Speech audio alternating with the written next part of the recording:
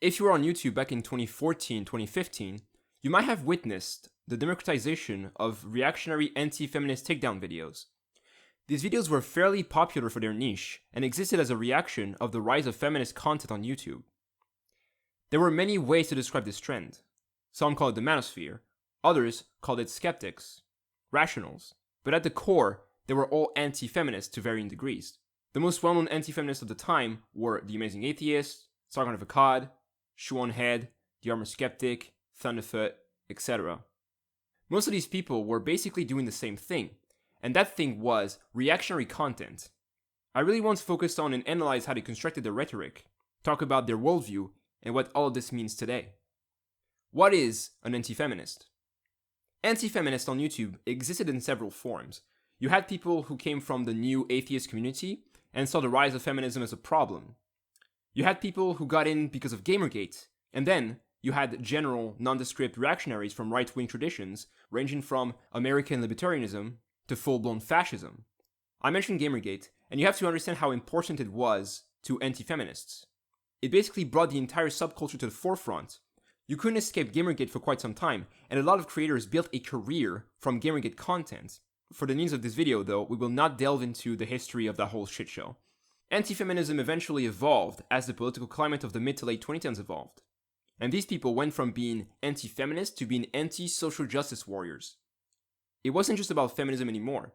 It was about feminism, Black Lives Matter, gender, BuzzFeed, Hillary Clinton, cultural Marxism, classical liberalism. The point is, it got messy real fast. Response videos became a mainstay of this genre of YouTube, and with that, there were a lot of harassment campaigns. A lot of people were targeted by reactionary content creators. For one, it's extremely easy to pump out video after video when all you do is respond to someone in an extremely shallow way. It makes for abysmal content in terms of quality, but it's so easy to make, why the heck wouldn't you make it? So all these creators were basically like gold prospectors during a gold rush. How much value could you get out of a single individual, group of people, or idea, and how fast could you react and exploit new prospects? It's interesting to realize that, because this is YouTube first and foremost, it's about YouTube things. It's about profit, ad revenue, engagement, audience retention, and so on. It's about capitalism, and how to make the most amount of profit with the least amount of effort. YouTube trends are intrinsically linked to how the platform works, what it rewards, what it doesn't reward, the algorithms that suggest similar videos and channels, the SEO. All of this is essential to understanding the success of reactionary politics on YouTube. A few examples. Let's take a look at a few examples of what reactionary anti-feminist videos looked like at the time, to get a grasp of exactly what the heck was going on and what exactly these people were about. I have selected a handful of videos to go over and analyze. These videos are fairly old for what it's worth, but when it comes to that time period, they are in fact very important for understanding what the main editorial line of these channels was. Hello and welcome to the 6th installment of Why Do People Hate Feminism? A series where I try to explain to feminists exactly why everybody hates them, and in doing so try to explain some of the tenets of feminism for normal people to understand. In this episode we will be dealing with sexism and how everything can be declared sexist and therefore problematic. But don't take my word for it. Let's take the word of a world-renowned, insanely popular feminist. Because like when you start learning about systems, everything is sexist, everything is racist, everything is homophobic, and you have to point it all out.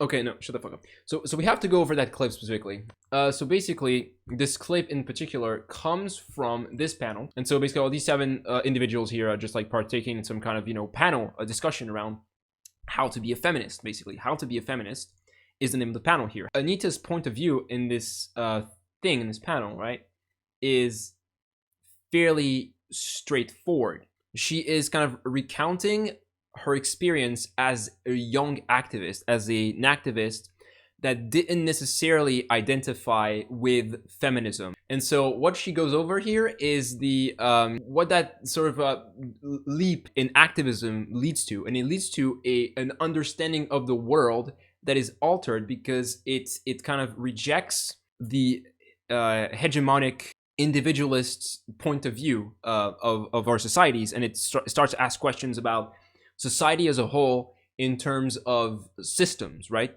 And in terms of interaction of the systems with the humans that are directly affected by them. And so when she says the phrase, when you first learn about systems, everything is sexist, everything is racist, everything is homophobic, and you have to point it all out, what she's actually doing here is answering to a question that was asked by one of the other attendees at the panel.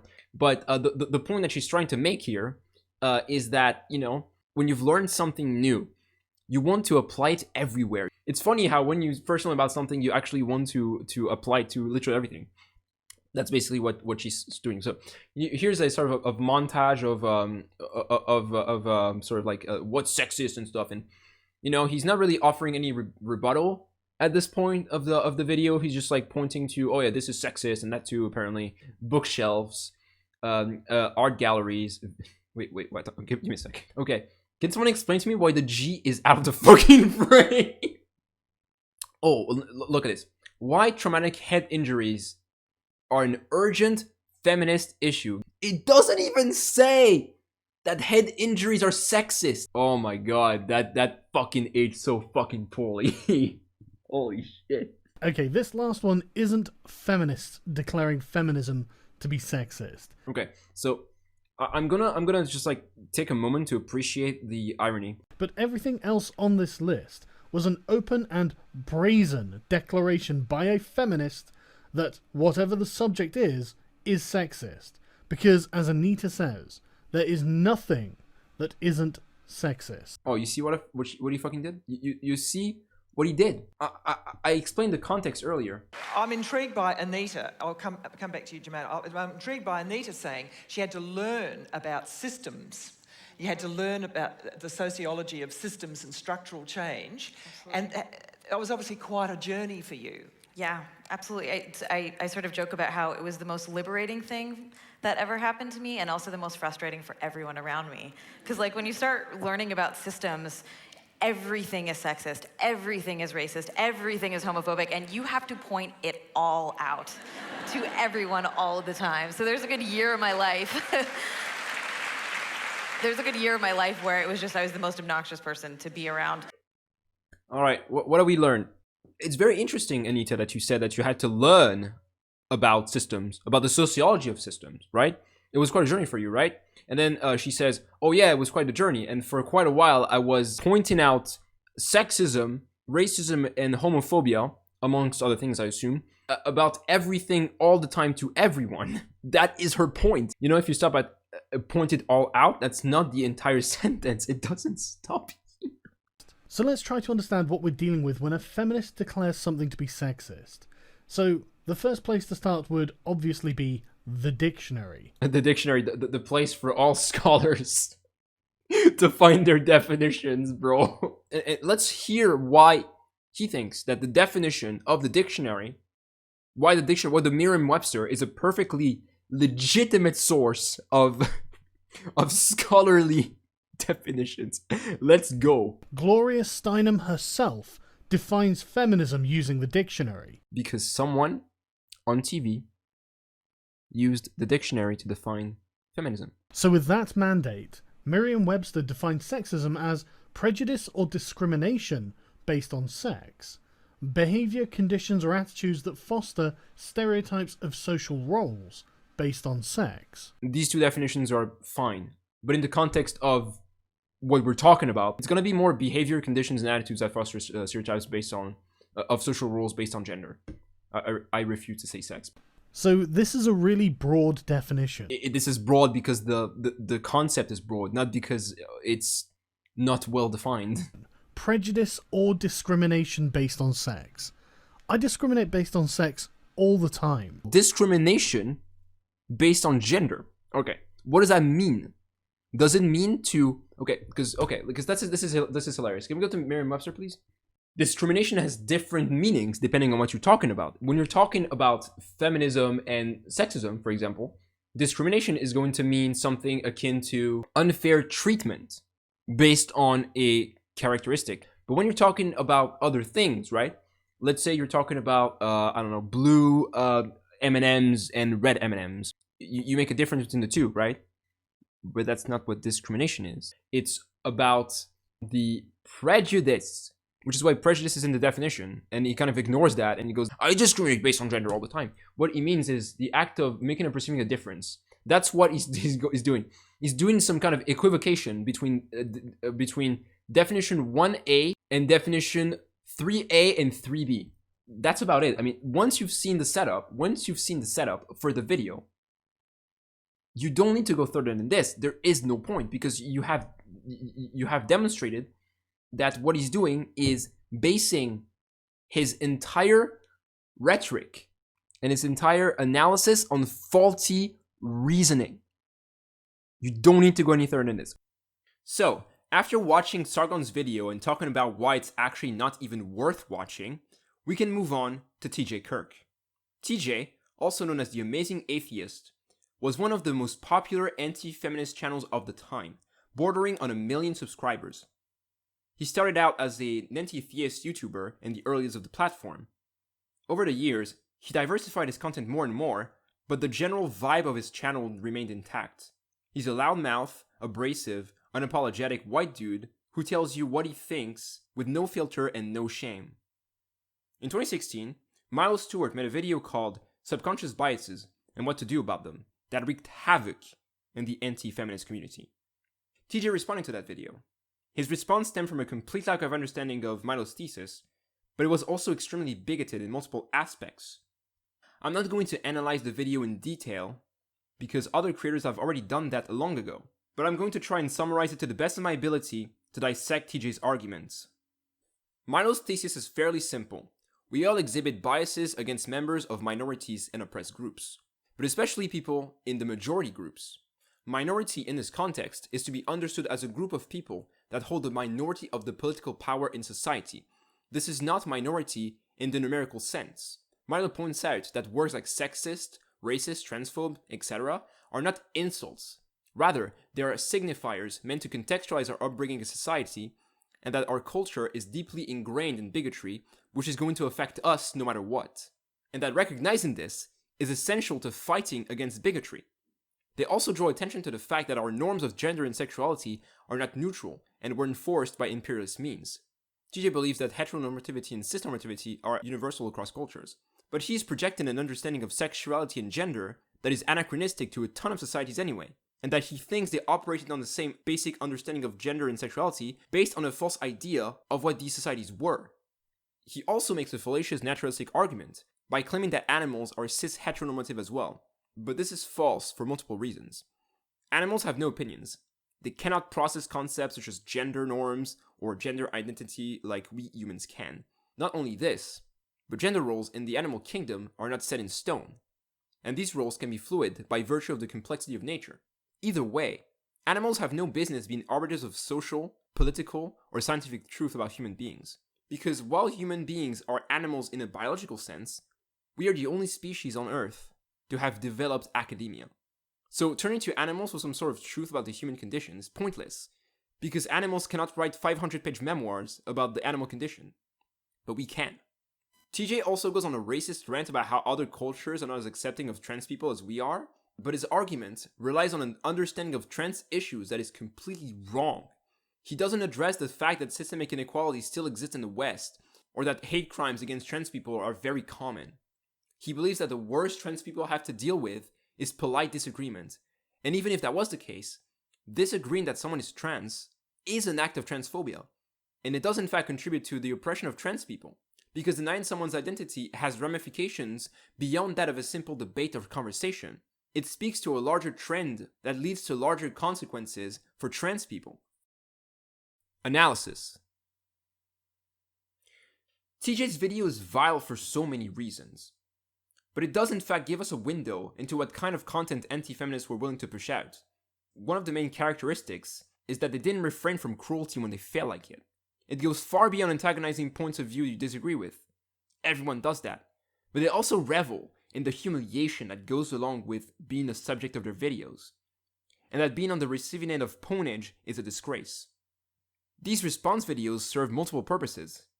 It's a way to broadcast your opinions in relation to your position, but they also serve as a game of power and act as an assertion of dominance. And the rampant harassment that resulted from those videos juxtaposed to the unwillingness from anti-feminist figures to take it seriously kind of solidifies this point. People who watch this kind of content internalize the idea that it's okay to harass minorities and call it debate, that it's okay to revel in ignorance, that it's okay to call people you disagree with mentally ill, or to believe that they have ulterior motives, that it's fine to misgender trans people, to call minority slurs, that it's fine to misrepresent people to fit a narrative, that anything is fair game as long as you think you are in the right. I could talk about a billion videos, tell you why they're wrong, but that's not what I want to do. What I want people to take from this video is that we're looking at a general trend of content, what it does and what it means. Mischaracterisation and bad arguments. These videos love misrepresentation. They do a very poor job at arguing against the information that's being presented to them in clear language. They are incapable of getting the definitions of words right, or make arguments that have no bearing on the subject at hand. They construct their own truth and argue against strawman arguments in a manner that is completely asinine and full of faulty reasoning. Another thing they do all the time is use singular examples of feminists to represent and speak for the entirety of the field of study and activism. Every social justice warrior is interchangeable, and whatever qualities you ascribe to them as a group is applicable to them as individuals. And because they are devoid of individuality, they also have to answer for one another's wrongdoings. And you might be saying, but haven't you done this up to this point? And the answer is quite simple. I cannot talk about every single anti-feminist YouTuber on the planet. What I'm saying is that trends of that nature are not the fact of isolated actors. I could have talked about Bearing, Undoomed, Shoe on Head, Armored Skeptic, Chris Sargon, Teal Deer, but that's not the point. The point is that they all did the same thing, and in that sense, for the point I'm trying to make, they all serve the same purpose. Anti-Intellectualism. A popular argument with anti-feminists is that egalitarianism is superior based solely on the fact that it doesn't center women in its name. But it's like saying that Domino's doesn't sell dessert because dessert is not pizza. If you had done the research, you'd have probably realized that some feminists have talked about the damage patriarchy does to people who are not women. But also, and more importantly, feminism is a series of historical movements that originated as a struggle for women's rights specifically, hence the name. And their complete lack of understanding of social and political theory can also be felt when they try to tackle the problem of far-right politics. The best they can do is apply the same principles they use against left-wing politics as white supremacist ideology, which causes a whole lot of problems. And it's even more apparent when you realize that the moral objections to the left and the moral objections to the far right are sometimes rather similar, or at least put on the same exact level. This can be seen in words such as feminazi, which is a term popularized by Rush Limbaugh in the 90s. And this can be seen when anti-feminists, who do not have an affinity for white nationalism, because some of them do, talk about it. For example, in his 2018 video, Social Justice Warriors or Nazis, What a Choice, TJ Kirk puts these two camps on the same level, like two sides of the same coin. This strengthens my point about theory and ideology, that people in the anti-SJW community lack social and political theory to analyze social and political movements. What ensues is an absurdist, reductionist point of view on the far left and the far right that can only be described as nonsensical. Time is a flat circle. Now, I've been talking about this trend as a thing of the past, but obviously, reactionary propaganda still exists even in this form. First, every video that is still watchable from any of these reactionary content creators, regardless of when they were made, means that people can still fall into this hole. Second, many of the people I've mentioned in this video didn't stop existing after 2017 or 2018, and so anything they did after that is tainted by the spirit of their life, whether or not they are still reactionaries, but more on that later. Many of these people have tried to pivot in at least one of two ways. First, within the surge live streaming, an extremely popular revenue stream. Second, many of them have sort of relinquished the overt anti-progressivism of their early days to embrace generally progressive ideas, or at least exist in a proximity to these ideas by associating with other YouTubers or the online left. Hey, it's me, I'm editing, so I should probably address the fact that most of the people on this picture specifically have become in fact more reactionary than they were back in 2017. So when I say that many of them have relinquished, they've relinquished like jack shit, most of them actually become more reactionary, and like there's a very handful of them that actually have sort of have tried to recontextualize their positions in some respects. So that's what I wanted to say, and that's it for me. And this cannot be solely understood as a change of mind, because the surge in popularity and exposure to progressive left-wing content also means that the market for this kind of content is becoming increasingly more attractive. And as such, it makes sense for people who were already sitting on the outside looking in with relatively milquetoast centralized liberal political ideas to be able to pivot easily without changing much about their worldview or ideas, aside from recontextualizing it from the perspective of an ever more present left-wing content market. Next time, we'll look at progressives and leftists on YouTube, and how they fared against the anti-SJWs. We'll go over some popular channels and series, as well as the interactions between those two camps, and what came of it. Thanks for watching.